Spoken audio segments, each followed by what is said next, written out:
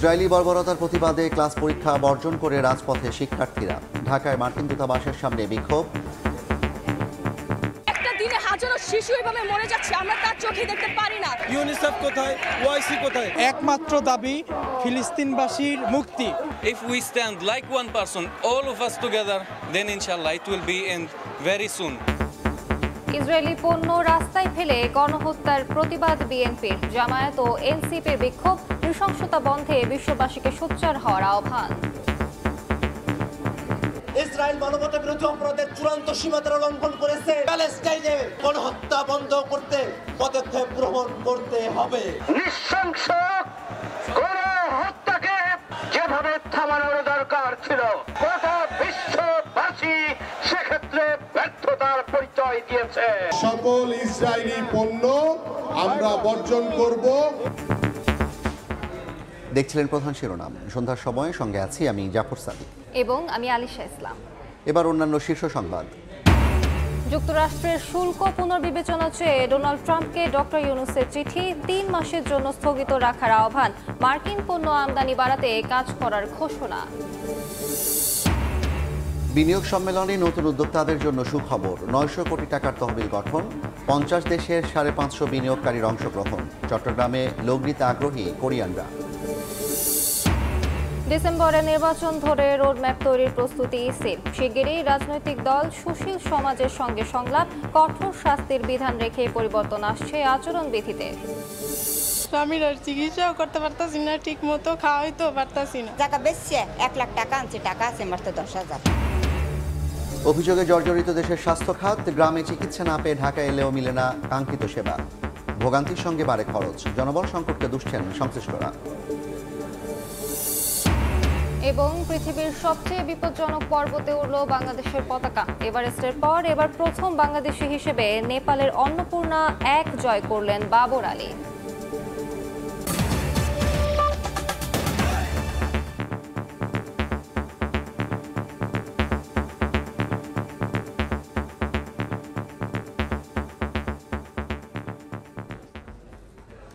গণহত্যার প্রতিবাদে উত্তাল রাজধানী।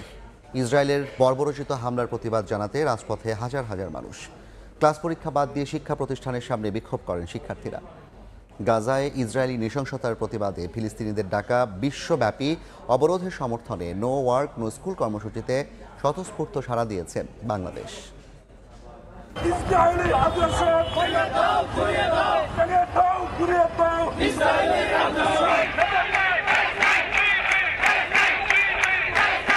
দিনে হাজারো শিশু এভাবে মরে যাচ্ছে, আমরা তার চোখে দেখতে পারি না। ইউনিসেফ কোথায়, ওআইসি কোথায়? দ্বীপপথ থেকে ফিলিস্তিনের লড়াকু জনতার প্রতি সংহতি। মজলুমের পক্ষে মিছিল, স্লোগান আর বিক্ষোভে মানুষের স্বতঃস্ফূর্ত অংশগ্রহণ। স্পষ্ট বার্তা, মজলুমের পক্ষে বাংলাদেশ। ঢাকার মার্কিন দূতাবাসের সামনে বিক্ষোভ করেন শিক্ষার্থীরা। মিছিল নিয়ে উত্তরার বিএনএস সেন্টারে জড়ো হন হাজার হাজার শিক্ষার্থী। নজিরবিহীন বর্বরোচিত হামলায় ইসরায়েল যেভাবে নিরীহ ফিলিস্তিনিদের হত্যা করছে তার প্রতিবাদ জানান তারা। আমরা এখানে জড়ো হয়েছি ইসরায়েলের বিরুদ্ধে আন্দোলন করার জন্য। ফিলিস্তিনিদের প্রতি সংহতি জানিয়ে ব্রাক বিশ্ববিদ্যালয় সহ কয়েকটি বেসরকারি বিশ্ববিদ্যালয়ের শিক্ষার্থীরাও নামেন রাজপথে। অংশ নেন ইংলিশ মিডিয়াম স্কুলের ছাত্রছাত্রীরাও। এ সময় ইসরায়েলি পণ্য বয়কটের ডাক দেন তারা। 4 বছর ধরে কোনো এর ফলাফল আসছে নেই, বরঞ্চ আমাদের মুসলিম ভাইয়েরা এখনো নির্যাতিত হচ্ছে। আমাদের দাবি হলো যে ফিলিস্তিন এই গণহত্যা থেকে আমাদেরকে রক্ষা করতে হবে। ঢাকা বিশ্ববিদ্যালয়ের রাজু ভাস্কর্য জড়ো হন বিভিন্ন প্রতিষ্ঠানের কয়েক হাজার শিক্ষার্থী। ফিলিস্তিনের পক্ষে সকল রাষ্ট্রকে ঐক্যবদ্ধ হওয়ার আহ্বান জানান বিক্ষোভধরা। মুসলিম যে রাষ্ট্রগুলো রয়েছে, মুসলিম অধ্যুষিত, সকলকে আরো ঐক্যবদ্ধ হওয়া উচিত। কেন্দ্রীয় শহীদ মিনারে মানববন্ধন করেন চিকিৎসক ও শিক্ষার্থীরা। পরে মিছিল নিয়ে শাহবাগে অবস্থান নেন তারা। ফিলিস্তিনি নারী শিশু সহ সবার চিকিৎসা নিশ্চিতের আহ্বান তাদের। বাংলাদেশ হৃদয়ে ফিলিস্তিনকে ধারণ করে, বাংলাদেশ হৃদয়ে একদম গাজাকে ধারণ করে। গ্লোবাল স্ট্রাইক কল করছে, সেটার প্রতি একাত্মতা প্রকাশ করে আমরা আমাদের জায়গা থেকে যতটুকু পারি আমরা তাদের সাথে সংহতি প্রকাশ করার জন্য এখানে আসছি। ইসরায়েলি গণহত্যার প্রতিবাদে মোহাম্মদপুরে বিক্ষোভ করেন শিক্ষার্থীরা। এ সময় গাজায় ইসরায়েলি বর্বরতা বন্ধে বিশ্ব সম্প্রদায়কে সোচ্চার হওয়ার আহ্বান জানানো হয়। একমাত্র দাবি ফিলিস্তিনবাসীর মুক্তি। জাতিসংঘ চোখ থাকতেও অন্ধ। সমগ্র বিশ্বে যে অশান্তি সৃষ্টি হচ্ছে তার পিছনে একমাত্র আপনারা দায়ী। বাইতুল মোকাররমের উত্তর গেটে বিক্ষোভ মিছিল করেন উলামা মাশায়েখরা। মিরপুর 10 নম্বরে মিছিল করে ইসলামী আন্দোলন। এছাড়াও রাজধানীর বিভিন্ন স্থানে বিক্ষোভ করেছে বিভিন্ন রাজনৈতিক দল ও সামাজিক সংগঠন। হাসান ওয়ালি, সময় সংবাদ, ঢাকা। গাজায় ইসরায়েলি গণহত্যার প্রতিবাদে সোচ্চার দেশের বিভিন্ন রাজনৈতিক দল। বিক্ষোভ মিছিল সমাবেশ করে ফিলিস্তিন ইস্যুতে নিজেদের অবস্থান পরিষ্কার করে জাতীয় নাগরিক পার্টি, জামায়াতে ইসলামী, ইসলামী আন্দোলন বাংলাদেশ এবং জাতীয় লেবার পার্টি। এ সময় ইসরায়েলি বর্বরতার প্রতিবাদে আন্তর্জাতিক চাপ সৃষ্টি করা সহ গণ আন্দোলন গড়ে তুলতে আহ্বান জানান নেতারা।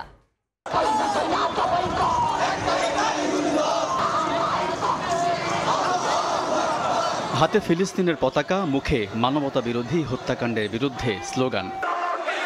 সোমবার বিকেলে জাতীয় মসজিদ বাইতুল মোকাররমের সামনে এসব দাবি নিয়ে বিক্ষোভ মিছিল করে বাংলাদেশ জামাত ইসলামীর ঢাকা মহানগর দক্ষিণ। জাতিসংঘ এমন বর্বরতায় চুপ থাকার সমালোচনা করেন দলটির ঢাকা মহানগর দক্ষিণের আমির। মিছিল পূর্ব সমাবেশে তিনি ইসরায়েলকে নিষিদ্ধ করার লিখিত দাবি রাষ্ট্রীয়ভাবে জাতিসংঘের কাছে পাঠানোর দাবি তোলেন।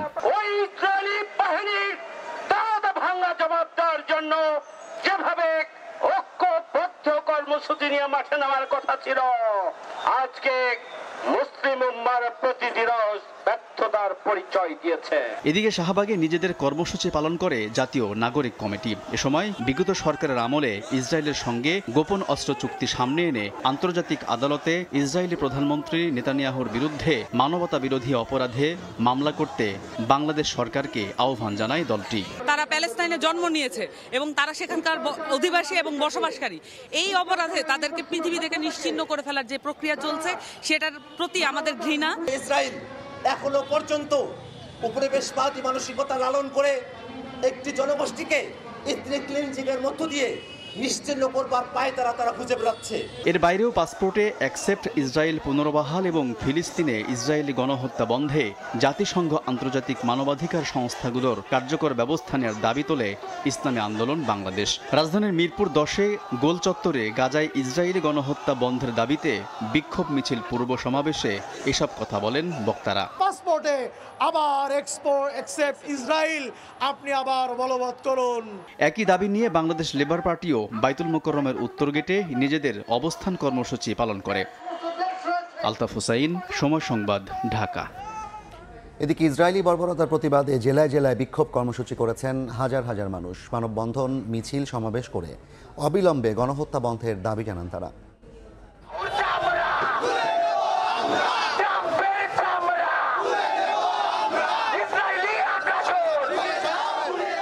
প্লেকার্ড ও ব্যানার হাতে রাজপথে ছাত্র জনতা। তাতে শোভা পায় বর্বর ইসরায়েল নিপাত যাক, ফিলিস্তিন মুক্তি পাক সহ জায়োনিস্ট বিরোধী নানা স্লোগান। গাজায় ইসরায়েলের মানবতা বিরোধী কর্মকাণ্ডের প্রতিবাদে ফুঁসে উঠেছে সারা দেশ। সোমবার প্রতিটি জনপদে রাস্তায় নেমে আসেন দলমত নির্বিশেষে সর্বস্তরের মানুষ। ট্রাম্পকে পরিষ্কার ভাষায় বলতে চাই, উনাকে জাতিসংঘে জবাব দিতেই হবে। আমরা চাই গাজার মানুষ মুক্তি পাক, ফিলিস্তিন মুক্তি পাক। অত্যাচারের উপর আমরা সবাই বিচার চাই। We want justice. আফার মতন জায়গাকে কবরস্থান বানিয়েছে ইহুদি, আমি এর ওদের বিপক্ষে নিয়ে আমি আওয়াজ তুলতে এসেছি। গণহারে শিশু নির্যাতন সহ মানুষের দুলিশাত করে দেয়। তারপরে তার যে গাজা উপত্যকা যেটা মসজিদুল আকসা সহ আমরা তীব্র নিন্দা জানাই। জেলায় জেলায় বিক্ষোভ মিছিল করেন ধর্মপ্রাণ মুসল্লিরা। আয়োজন ছিল মানববন্ধনেরও। স্কুল, কলেজ ও বিশ্ববিদ্যালয়ে ক্লাস বর্জন করে কর্মসূচিতে যোগ দেন শিক্ষক শিক্ষার্থীরা। তেল আবিবের নির্মমতার বিরুদ্ধে উচ্চারিত হয় প্রতিবাদী কণ্ঠস্বর। অবিলম্বে গণহত্যা বন্ধেরও দাবি জানানো হয়। If we stay silent, then nothing will change. You cannot expect the war to stop by just staying at your home. One person cannot do anything. If we stand like one person, all of us together, we should stand the stand of one person, then inshallah it will be end. very soon. জাতিসংঘ তোমরা কি করো, বিশ্ব নেতারা তোমরা কি করো, মুসলমান রাষ্ট্রের নেতারা তোমরা কি করছো, আমরা জবাব চাই। এটাকে তারা যুদ্ধ বলতেছে, কিন্তু এটা একদম পরিকল্পিতভাবে হত্যা এবং দেশ দখলের একটা পায়তারা। আমাদের নিজ স্থান থেকে আওয়াজ তুলতেছি গাজার মানুষদের জন্য। আমেরিকার ইসরায়েল যা করতেছে আমরা তার বিপক্ষে দাঁড়াচ্ছি। ঘৃণা জানাতে নেতানিয়াহুর ছবি পদদলিত করেন ছাত্র জনতা। এছাড়া ইসরায়েলি পণ্য বয়কটের ঘোষণা দেয়া হয়। নেসক্যাফের কিছু ছিল, ক্যাফে ছিল, এই টাইপের যেগুলো আছে আমরা এগুলো আজকে থেকে অফ করে দিব এবং ক্যাম্পাসে আর কখনো যেন এগুলো না আসতে পারে। নামটি পরিবর্তন করতে হবে এবং দেশি পণ্য তাদের বিক্রি করতে হবে। গাজায় নিহতদের আত্মার শান্তি কামনায় বিশেষ মোনাজাত করা হয়। আহতদের চিকিৎসার ব্যবস্থা সহ ইসরায়েলি আগ্রাসন বন্ধে জাতিসংঘ সহ বিশ্ব সম্প্রদায়কে জোরালো ভূমিকা পালনের দাবি জানানো হয়। শামিমা শাম্মী, সময় সংবাদ। ইসরায়েলি পণ্য হিসেবে পরিচিত একটি কোমল পানীয় ফেলে দিয়ে গাজায় আগ্রাসনের প্রতিবাদ জানালো ঢাকা মহানগর উত্তর বিএনপি। এদিকে 11 এপ্রিল ফিলিস্তিনে হামলার প্রতিবাদে কর্মসূচি থাকায় একদিন পিছিয়ে শনিবার স্বাধীনতা কনসার্ট হবে বলে জানিয়েছেন দলটির যুগ্ম মহাসচিব শহীদ উদ্দিন চৌধুরিয়ানী। আমরা আর ইসরায়েলি কোনো পণ্য ব্যবহার করব না। ফিলিস্তিনের গাজায় ইসরায়েলি গণহত্যা ও নির্যাতনের প্রতিবাদে উত্তাল দেশ। ইসরায়েলি পণ্য হিসেবে পরিচিত একটি কমল পানীয় ফেলে দিয়ে গাজায় আগ্রাসনের প্রতিবাদ জানালো ঢাকা মহানগর উত্তর বিএনপি। সোমবার রাজধানীর উত্তরায় 13 নম্বর সেক্টরের খেলার মাঠে ঈদ পুনর্মিলনী অনুষ্ঠানে ইসরায়েলি পণ্য বয়কটের ডাক দেন ঢাকা মহানগর উত্তর বিএনপির আহ্বায়ক আমিনুল হক। আমরা সকল ইসরায়েলি পণ্য বর্জন করব। সবাই হাত তুলে দেখান আমাকে, সবাই হাত তুলেন যে সকল ইসরায়েলি পণ্য আমরা বর্জন করব। আমরা এই পৃথিবীতে এই ধরনের কোনো হত্যাযজ্ঞ, মুসলমানদের উপরে যে হত্যাযজ্ঞ হয়েছে সেটা কখনো আর দেখতে চাই না। আমরা এর তীব্র প্রতিবাদ জানাই। এদিকে গাজায় ইসরায়েলি হামলার প্রতিবাদ কর্মসূচি পালনের জন্য সবার আগে বাংলাদেশ কনসার্ট একদিন পিছিয়ে 12 এপ্রিল করার ঘোষণা দিয়েছেন আয়োজক কমিটি। সোমবার কনসার্টের অনুমতি ও সার্বিক নিরাপত্তার জন্য ডিএমপি কমিশনারের সঙ্গে বৈঠক শেষে এই কথা জানান বিএনপির যুগ্ম মহাসচিব শহীদ উদ্দিন চৌধুরিয়ানী। আমরা সবাই একাত্ম হয়ে এই ন্যাক্কারজনক বর্বরচিত গণহত্যার প্রতিবাদে সবাই সেই প্রতিবাদ মিছিলে অংশগ্রহণ করব। সেই জন্য আমরা 11 এপ্রিলের পরিবর্তে 12 এপ্রিলে সারা বাংলাদেশে 4টি ভেন্যুতে একসঙ্গে সবার আগে বাংলাদেশ ফাউন্ডেশনের পক্ষ থেকে যে স্বাধীনতা কনসার্ট সেটি আমরা পরিবর্তন করেছি। 12 এপ্রিল সেটি অনুষ্ঠিত হবে। এদিকে ফিলিস্তিনে ইসরায়েলি গণহত্যার প্রতিবাদে মঙ্গলবার দেশের সব শিক্ষা প্রতিষ্ঠানে প্রতিবাদ কর্মসূচি ডেকেছে বিএনপির অঙ্গ সহযোগী সংগঠন জাতীয়তাবাদী ছাত্রদল। আহমেদ সালেহিন, সময় সংবাদ, ঢাকা। আন্তর্জাতিক আহ্বান উপেক্ষা করে গাজায় ইসরায়েলের গণহত্যা ও মানবাধিকার লঙ্ঘনের নিন্দা জানিয়েছে পররাষ্ট্র মন্ত্রণালয়। একই সঙ্গে আন্তর্জাতিক সম্প্রদায় ও জাতিসংঘকে অবিলম্বে কার্যকর পদক্ষেপ নেওয়ার আহ্বান জানিয়েছে ঢাকা। সোমবার বিবৃতিতে পররাষ্ট্র মন্ত্রণালয় জানায়, একতরফাভাবে যুদ্ধবিরতি লঙ্ঘন করে ইসরায়েল অব্যাহত সামরিক আগ্রাসনের মাধ্যমে নারী, শিশুসহ ফিলিস্তিনিদের হত্যা করছে। গাজায় মানবিক সহায়তা পৌঁছাতে বাধা তৈরি হওয়ায় ভয়াবহ মানবিক বিপর্যয় দেখা দিয়েছে। এছাড়া দ্বিরাষ্ট্র সমাধানে পদক্ষেপ নিতে বিশ্ব সম্প্রদায়ের প্রতি আহ্বান জানিয়েছে ঢাকা। বাংলাদেশি পণ্যে চড়া শুল্ক আরোপের কার্যকারিতা 3 মাসের জন্য স্থগিত চেয়ে মার্কিন প্রেসিডেন্ট ডোনাল্ড ট্রাম্পকে চিঠি দিয়েছেন প্রধান উপদেষ্টা ডক্টর মোহাম্মদ ইউনূস। প্রেস সচিব জানিয়েছেন, বাণিজ্য ঘাটতি কমাতে তুলাসহ মার্কিন পণ্য আমদানি বাড়ানো হবে। দ্বিতীয় শীর্ষ রপ্তানি বাজার যুক্তরাষ্ট্রে বাংলাদেশি পণ্যে 37% শুল্ক আরোপের পর নড়েচড়ে বসে সরকার, ব্যবসায়ী, গার্মেন্ট শিল্প সংশ্লিষ্ট সকল পক্ষ। সংকট নিরসনে সরকারের পক্ষ থেকে ব্যবস্থা নেওয়ার প্রতিশ্রুতি অনুযায়ী মার্কিন প্রশাসনকে চিঠি পাঠানোর কথা জানালেন প্রধান উপদেষ্টার প্রেস সচিব। চিফ অ্যাডভাইজার মহোদয় একটা চিঠি উনি সাইন করেছেন। আমরা পোস্টপোনমেন্ট চেয়েছি 3 মাসের জন্য, যাতে এর মধ্যে আমাদের যে অন্তর্বর্তীকালীন সরকার কাজ করতে পারে, যাতে বাংলাদেশে ইউএসএর এক্সপোর্ট বাড়ে। সোমবার বিকেলে রাজধানীর হোটেল ইন্টারকন্টিনেন্টালে আয়োজিত 4 দিনব্যাপী বিনিয়োগ সম্মেলনের প্রথম দিনে সংবাদ সম্মেলনে অংশ নিয়ে প্রেস সচিব জানান, যুক্তরাষ্ট্র থেকে আমদানি বাড়ানোর উপর জোর দিচ্ছে সরকার। আমাদের আরেকটা লেটার যাবে, সেটা আমাদের কমার্স অ্যাডভাইজার লিখবেন ইউএস স্টেট রিপ্রেজেন্টেটিভের কাছে। আমরা যে সমস্ত মেজার নিচ্ছি সেই মেজারে ইউএসএ আমাদের মার্কেট শেয়ার, আমাদের যে এক্সপোর্ট মার্কেটটা আরো বেটার হবে, আরো বৃদ্ধি পাবে, কমবে না। এ সময় প্রেস সচিব জানান, মার্কিন যুক্তরাষ্ট্রের বর্তমান বাণিজ্য নীতিকে সমর্থন করে অন্তর্বর্তী সরকার। আমাদের চিঠিটা একটা বড় মেসেজ। MS আরিফিন, সময় সংবাদ, ঢাকা। 50 দেশের 550 উদ্যোক্তার অংশগ্রহণে ঢাকায় শুরু হয়েছে বিনিয়োগ সম্মেলন। সকালে হোটেল ইন্টারকন্টিনেন্টালে স্টার্টআপ নেটওয়ার্কিং এর মাধ্যমে শুরু হয় এই সম্মেলন। গভর্নর বলেন, বাংলাদেশ বিনিয়োগের জন্য উপযুক্ত গন্তব্য। নতুন উদ্যোক্তাদের মূলধন সহায়তায় 900 কোটি টাকার তহবিল দেবে সরকার। দেয়া হয় বিনিয়োগের নিরাপত্তা ও নিরবচ্ছিন্ন ইন্টারনেট সেবার প্রতিশ্রুতিও।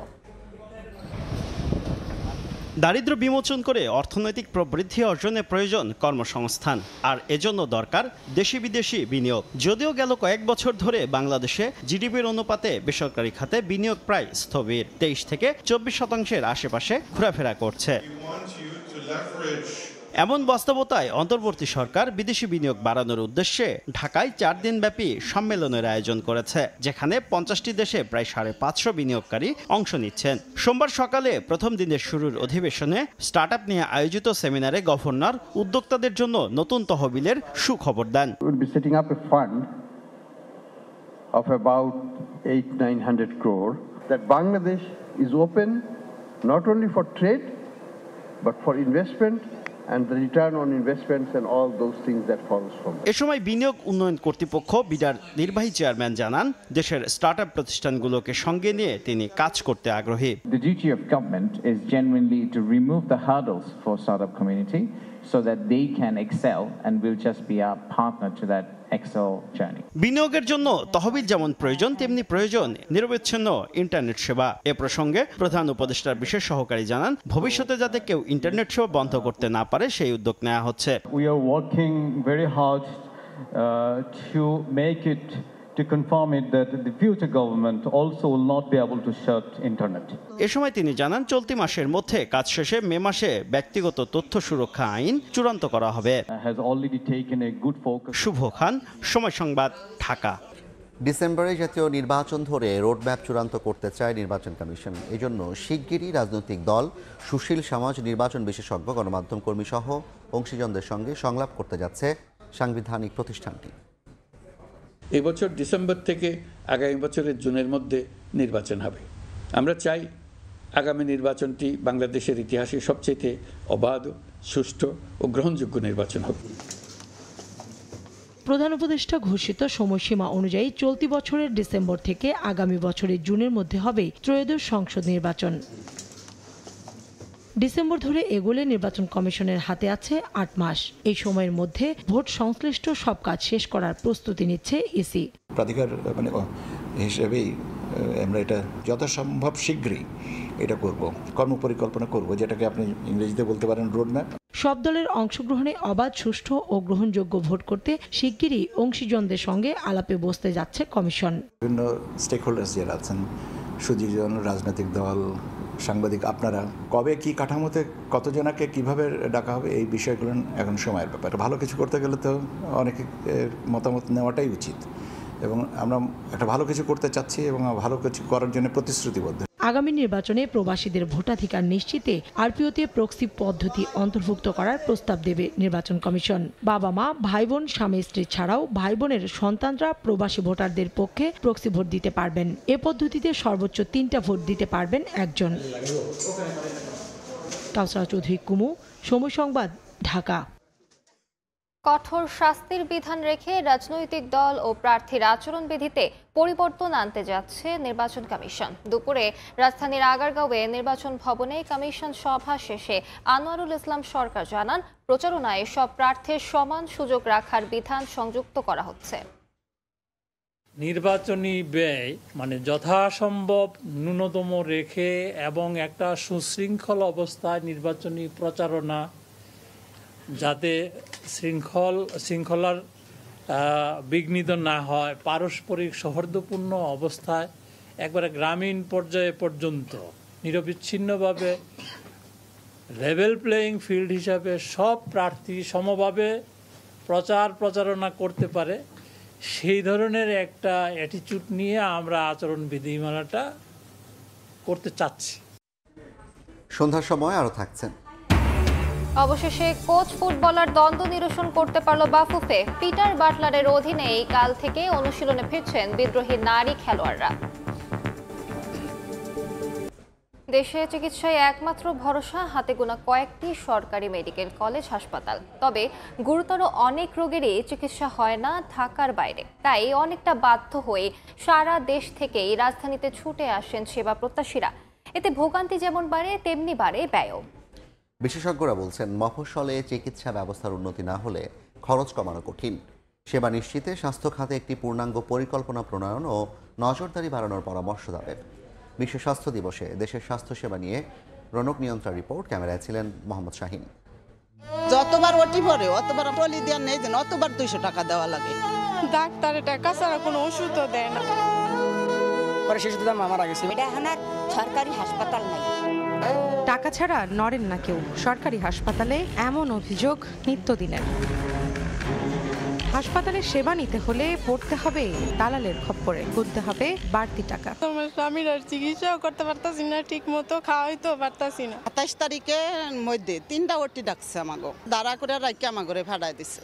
আমাকে ওটি হইব না। ভোগান্তির গল্প আছে আরো। দিনের পর দিন নানা অজুহাতে থমকে থাকে চিকিৎসা। দায়িত্বরতদের অবহেলা আর দুর্ব্যবহারও সইতে হয় নীরবে। উনি যে সমস্ত ব্যবহার করেছে, যার কাছে নালিশ করে, উনি এখানে প্রেসিডেন্ট হয়েছে, তো সে স্বীকার করে না কেন? আমি স্বীকার করব না। বস্তিস্ত উঠেছে আমরা। ভুক্তভোগীদের অভিযোগ, কমিশন বাণিজ্যের কারণে অনেক সময় পাঠানো হয় বেসরকারি হাসপাতালে। যারাই আসে ওনাদেরকে বলে মিশিং আজকে 15-20 দিন পর্যন্ত ওয়েস্টেজ অবস্থা আছে। চিকিৎসা কার্যক্রমে একটি পূর্ণাঙ্গ পরিকল্পনার অভাব ও দক্ষ জনবল সংকটকে দুষছেন জনস্বাস্থ্যবিদরা। এদেশের মানুষের সংখ্যা অনুপাতে কতজন চিকিৎসক, কতজন নার্স, কতজন টেকনোলজিস্ট দরকার, সেই অনুপাতে দক্ষ জনশক্তি স্বাস্থ্য সেবার ক্ষেত্রে তৈরি করা হয়নি। বরাবরের মতো চলতি বাজেটেও স্বাস্থ্য খাতকে দেয়া হয়নি গুরুত্ব। চিকিৎসা খাতে ব্যয় হয়েছে বরাদ্দের 4%-ও কম। যদি শহরে চিকিৎসা সেবার এই অবস্থা হয়, তাহলে গ্রামের অবস্থা কেমন? দেশের স্বাস্থ্য খাত নিয়ে এই যে এত অভিযোগ, সবখানে অনিয়ম, হয়রানি, তারপরও কেন পাল্টাচ্ছে না এই চিত্র? কে দেবে এমন প্রশ্নের উত্তর? রৌনক নিয়ন্তা, সময় সংবাদ, ঢাকা।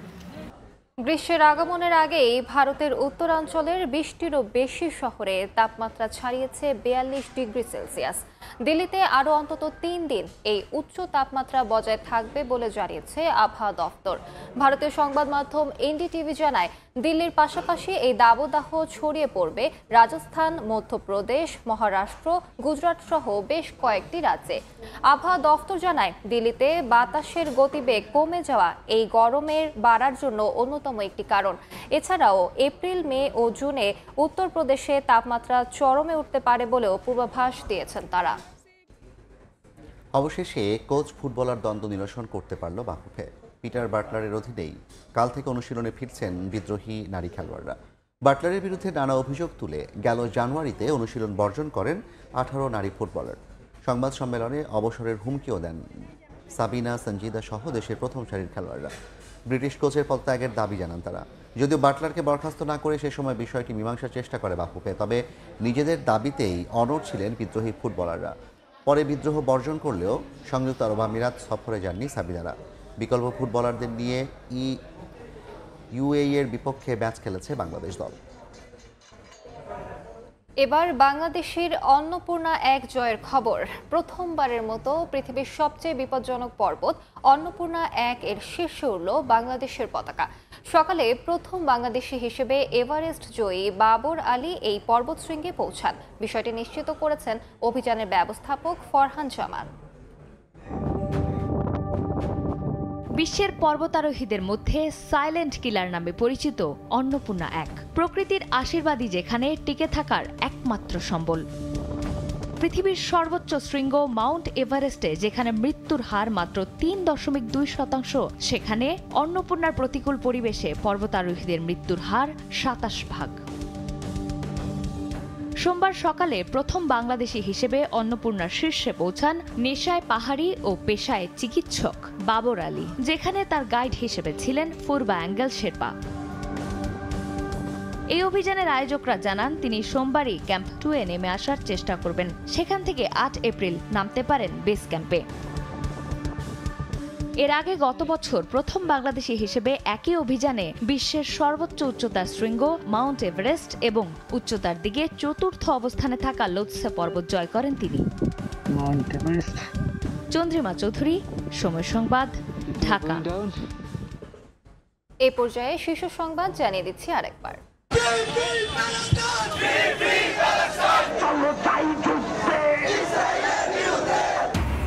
ক্লাস পরীক্ষা বর্জন করে ইসরায়েলি বর্বরতার প্রতিবাদ, পণ্য বর্জনের ডাক।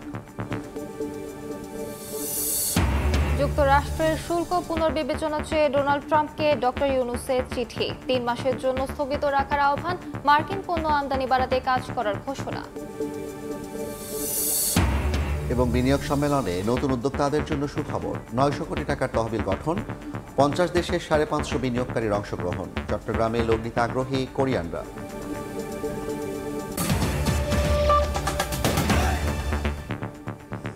এই ছিল সন্ধ্যার সময়।